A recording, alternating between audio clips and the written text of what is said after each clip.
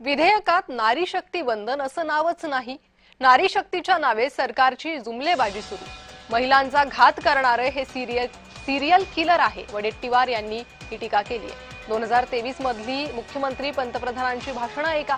2023 मध्ये विधेयक पास झालं तेव्हा काँग्रेसचं नाव घेतलं नाही। काँग्रेसच्या विजय वडेट्टीवारांनी हल्लाबोल केला।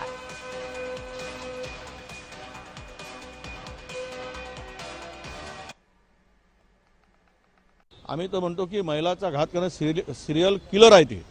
वंदन हे बिल पास झालं ना, 33% आरक्षण झालं, त्यावेळेचे भाषणं काढा, मुख्यमंत्र्यांचे काढा, पंतप्रधानांचे भाषणं काढा। त्यावेळेस काय बोलले ते?